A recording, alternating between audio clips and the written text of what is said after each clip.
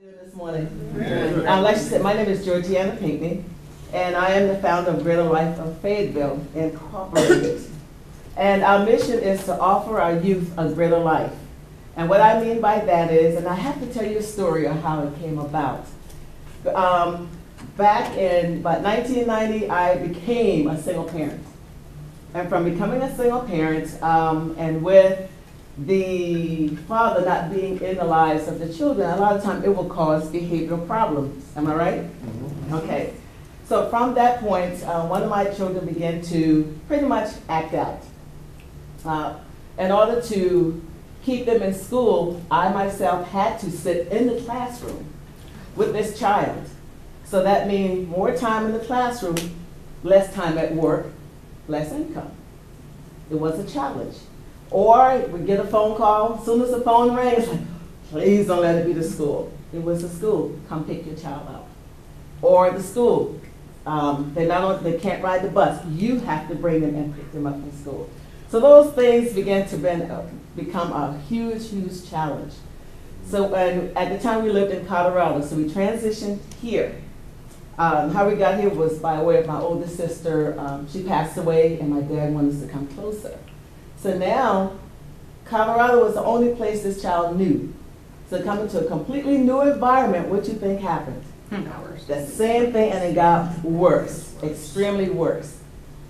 And just by standing with my child, not giving up, hearing even pastor says, put the child in juvenile detention, put the child in foster care. It's like, it's not really the problem at home, it's them bucking the authority at school. Coming home was fine, and even when gangs was trying to recruit, that was a challenge as well. Well, from that point, I thought about it, and I said, you know, this is my child, it's my responsibility, and I'm staying there. I'm going to be there. And so, graciously, he's doing great now. Military, going back to school, getting his own business. So from that, I said to myself, if I went through that, how many other parents are going through the same thing? So I've gone to the school district, I've gone and spoke with the chief of police as well, to help get this off the ground. A lot of feedback and everything. And what is so awesome is that there's so many parents that says, yes, we need this. And from that, I went and did some research. Between the grades of 3 and 9, that's where the most problems occur. From behavioral, from emotional, from not having community support, not having both family members in their lives. So you know what, this is what needs to be done. Grade 3 through 9. So what we would do is we would give the parents the option to bring their kid when they're suspended, and there would be short-term suspension, 10 days or less, bring them to us. They'll be in a safe environment and give that parent or parents a peace of mind that their kid is in a safe place. Instead of leaving them at home, I don't mind getting into other things or so-called friends coming over. While they're with us, they will receive counseling. We will work with them with their homework. We will encourage them, find out where their interests are. Because they are creative little people, even from the time of 6 months old, you can see their personalities just shifting. So why not tap into their little brain and see what their interests are? A lot of them are on that computer. You know, at the age of 3 months, they can tell you how to turn on the phone just by pointing the little buttons. You know, it might be exaggerating a little bit.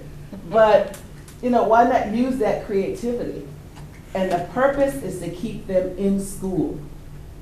So once they return back to school, we will not let them go. We will still mentor them, walk with them, allow the parents to ask their permission, could you put us on the list so we can visit them at school. Knowing and having that support means a lot to a child.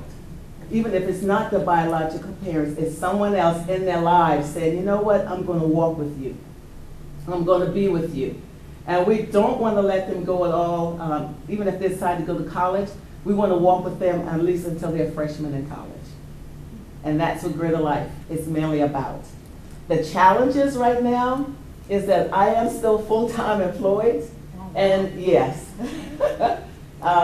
And like Tamir and I was talking, a lot of sleepless nights, putting a lot of stuff together. And like this right here, I have to take leave from work in order to get a lot of other things accomplished. I have, there's 3 other people that are along with me, but they're also full-time employed. And what we have done, what we have allowed the church that I attend, they allowed us to start a mentoring program in the church. So a lot of kids who are still acting out, and not because they're in the church don't mean they're good kids, because they're just teenagers. So from that, they have allowed us to work with these kids through the church, but we need a solid location. And the challenge is finding funding and finding those same people that have that same heart to help us to bring it all together. And I just need insight from everybody, because sometimes I feel as go to bed at 10, I wake up at 1, and I don't go back to sleep. But this has been my heart because of life experience. And also, on top of that, I have gotten the opportunity to experience other children's lives. Because while we lived in Colorado, I was a foster parent for 13 years. And we received kids from the age of 3 months all the way to 17 years old. So we saw the baggage that they brought. I was at a place one time with the mother. It was a sibling, a brother and sister. And we're in this room, and she says, I don't want you anymore. I can't handle you. And she walked away from her kids. So you experience all those emotions and all those challenges that those kids have gone through. Yes? Have you gotten involved with teen court? No, I have not teen yet. Court. Mm-hmm. Okay. Because the state of Fayetteville, Hills, that's who I'm with, we actually work with the teen court to help youth entrepreneurship Oh, really? Okay. with kids. So Okay. we might be able to work together there. Let me write that. Okay, any other insights for me? Yes, ma'am. My husband and I own a music school, and if you identify that one of your youth is interested in music, I would be willing to help with some lessons pro bono. And what's the name of it? It's called the Blue Violin Music Education Center. Okay. We're located on Person Street, right above the Wing Company. Oh, okay. Yeah, because we're looking to utilize whatever interests they have, art, music. Yeah. Okay. Awesome. Yes, ma'am. I never told you that I teach flute. So if you have any I heard you play the flute too. so if you have any beginner flutes, let me know. Anyone else? Have you tried any of the And rec we centers? really need grant writers too to help us out. Because we find a lot of grants, but if you're not experienced in writing those things, yeah, exactly. Have you tried the rec centers? I have. There's so many with the sports and stuff, a lot of times they get the kids that need the extra help, but sports is one of their outlets. Well, that's where we're partnering with the police department. Okay. With sports, so we have at least that piece covered. Yeah. Okay. That's usually a good outlet. Okay. Awesome. Where are you finding your mentors at? Where I'm finding the mentors? Yeah. Basically, the police department is helping me, and also some retirees that I'm pretty much familiar with. And when I first came here in '03, I became a mentor for Find a Friend Urban Ministry, so I also have contacts with them. You have some insight with other mentors? Well, I was thinking most of the high schools now have a community service requirement for graduation. Okay. If you touch base with guidance counselors to identify students that may be peers or maybe a little bit older that may be able to use that and meet their requirements at the same time. Because we had thought about college students as well that's in that arena of getting their degree. Okay, that's a plus. Everything but high school for that. Okay. Yes, ma'am. 4-H, I believe, is one of the best youth organizations in the country, and they really try to raise leaders using the things that interest children. Okay. I've been a 4-H leader for about 15 years, And in Cumberland County, there's a wide variety of interests. There's one club that they show dogs and dog shows. Yeah. I teach children to shoot. So you may or may not want your kids. No, the point is that children encounter guns sometime in their lives. Might as well learn safety and responsibility. So, yeah, but that's another place you may want to plug some kids in. I mean, there's livestock clubs. There's, and what I really like about them is that they encourage public speaking. You know, they make sure they learn parliamentary procedure because they're raising leaders. Exactly, and that's the key.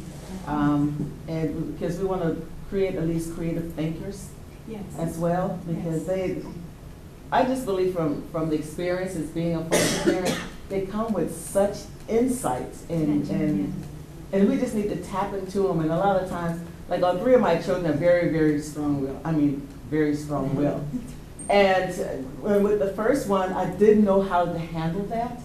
And then when I spoke with some other people, that children were like this, learn how to nurture that and not to break them, but to nurture that strong will. And my oldest daughter, she lives in California. She has her own nonprofit and her own financial business. And my middle daughter, well, she's a mom with 3 kids, and she loves it. But she also has her degree, and she has 2 businesses, and then my son. So you might want to check with Heather Wilkerson at Hope Through Horses. She's out by Camp Rockfish, and she has land, and she does the therapy process, and she works with at-risk and abused. But she takes them out of the office and into the field. She has horses and a llama and pot-bellied pigs and all those things that kids like to be around outside. So you may want to check with her at Hope Through Horses. And you can find her on the 1 Million Cups website on YouTube. Yes,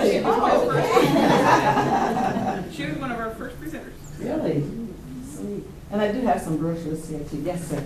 Yes, I'm a board member of the Cape Fear Kiwanis Club, and I'd like to invite you to come and present before our club. Heather is also a member of the Kiwanis, and that might be a good forum for you. All right. Will you let me know when? Sure. I've got to check with the club president and see what the calendar looks like. Okay, fantastic. But you gave me your contact information. You have mine. Yes. Okay, awesome. Georgianne, have you heard of? No, go ahead. You go. Thank you. Yeah. Are you familiar with Great Oak Foundation? Yes, he was the first person I met when I got here. Yeah, sure did.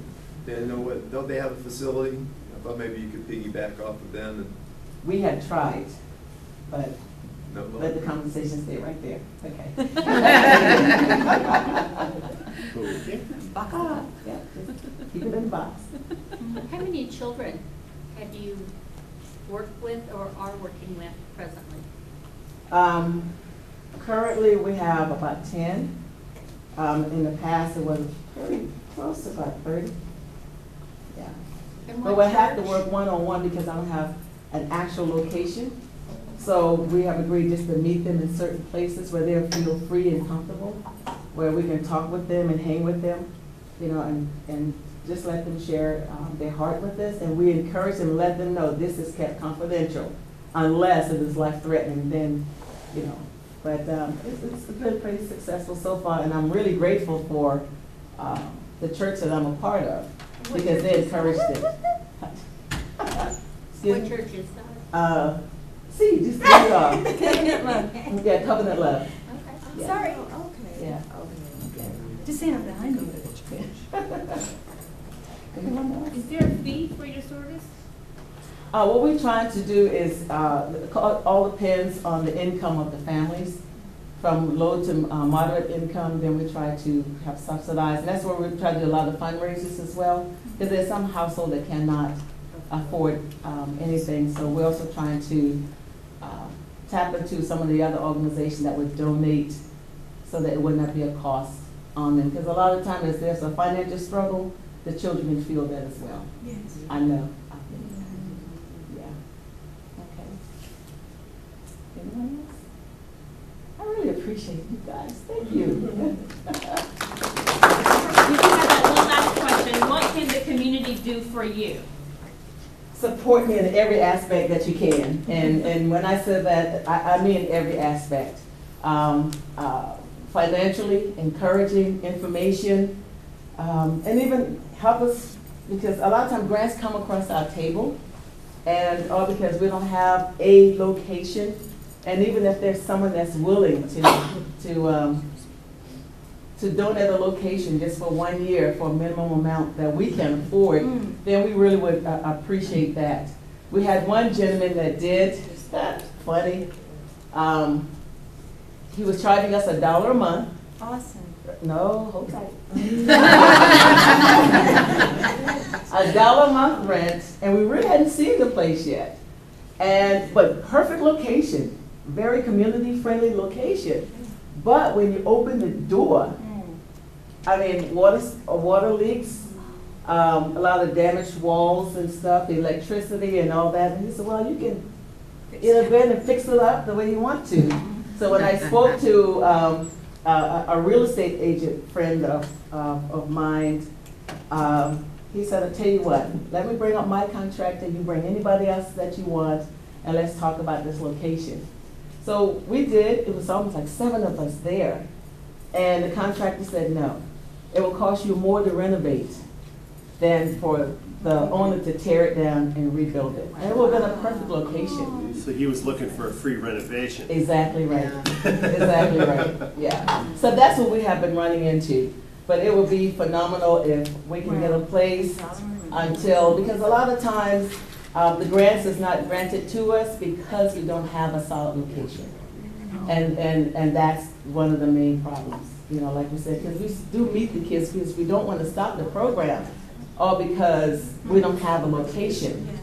But, you know, we meet them at coffee shops, we meet them, we even take them to movies sometimes and then hang with them afterwards. So that's where we are. But another aspect of this, and I'll sit down because I can talk about this all day. The other aspect of this is also we're looking for housing for single-teen parents, not just the females, but there are also males as well. Because there are a lot that age out of foster care and age out of other programs and have no place to go. And I used to be kind of a part of Youth for Christ, and they would share their hearts with me about these single-teen moms, because there are some where the parents don't want them back in their homes. But guess what? I want them. Yes. You know, to give them a hope in the future so they can move forward. And there's one young lady I do have experience with. She did have a baby, I think she was like 15 years old. And the parents told her, you're going to have to quit going to school and find a job to take care of you and your child. And from that, she has been bouncing back between North Carolina and South Carolina, back and forth. She played around, she got pregnant again, and stuff. And when I spoke with her, I said, what do you want to do? She said, I want to go to college and become a psychologist. So she has dreams, yeah. Yeah, she does have dreams. So we don't want to squash that. We want to help them. But says, hey, you know, you have to make some wise choices. Yes. So that's. So now y'all got my heart. Yes. Okay, that's yes. So how long has your program been underway? Well, I got started with this since '05, since I came here. But because of medical situation with my youngest sister, I had to cease because I became her main caregiver until she passed away about 2 years ago. So we got reintroduced in 2012 back with this. Yeah. So that's where we are. How much space do you need?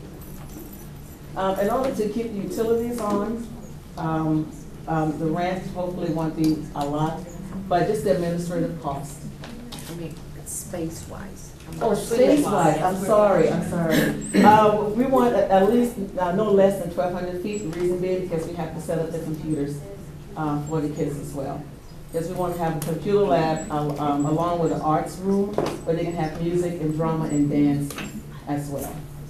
And then the office for counseling. And that's it. Okay. All right. Thank If you need more information, I have it here.